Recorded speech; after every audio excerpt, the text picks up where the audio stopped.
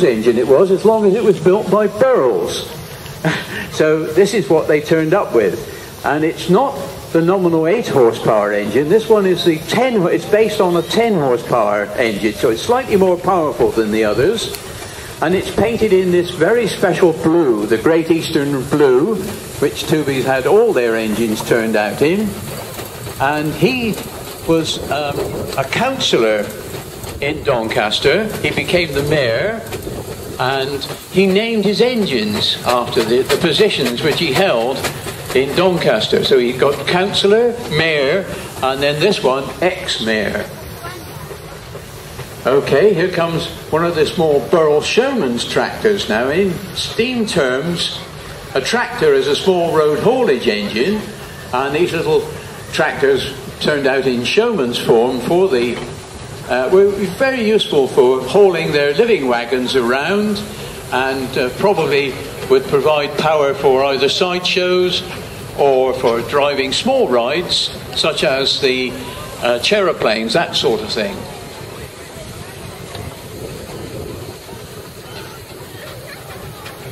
Right, we've got a Garrett tractor coming along. Garrett's, as I said earlier, had their works at Leiston in Suffolk, and they were well noted for these haulage tractors.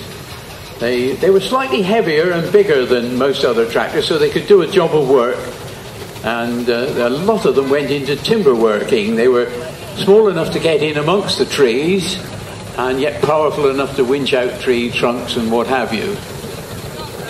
That's being followed by an Aveling and Porter. Now, they had their works at Rochester in Kent, and this engine originally built in 1914 for the Kent County Council, and went on to other county councils, was converted to a roller, but has ended up here in preservation in the form that you see today. There it is, owned by the Darch family, and they've done an awful lot of work on that this winter. They've had a new tender made, done all sorts of things to it.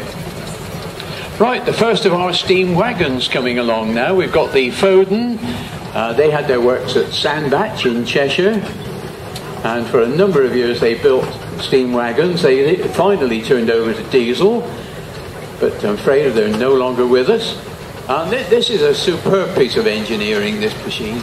It was built from a series of bits which were found, and whatever they couldn't find, they made. And a real credit to everybody concerned. Right, the next one coming along is the Sentinel, and this is the final form of the Sentinel steam wagon, the S-type, S standing for shaft drive. And these are very fast on the road. They were very modern looking. When you think this was designed in the very early 1930s, and they came out originally in 1933. I think this one is 1934, and they were quite something. They will travel quite fast on the roads. In fact, I think we followed one at about 50 miles an hour. So for its heyday, they were well ahead of the diesel engine vehicles that were around. But of course, being heavy, they couldn't pull the same payload. That was the problem. Right, and we've got another of our Fodens following on. This one was very much a local engine in its working days. It spent its working day, or it ended its working days with Kings, at the quarry owners at Bishop's Lydiard. And it was laid aside in their yard for a number of years, and then came out for restoration, and here it is in its restored form. Right, we've got a very old engine here. This is well over 100 years old, a Burrell general purpose engine, and it spent its working life here in Somerset with Mitchells of Merriott. They were thrashing contractors, and they used this engine. It's now back in Somerset with Stuart Barnes at Polsham, and Stuart's done a lot of work to restore it very much to its original form.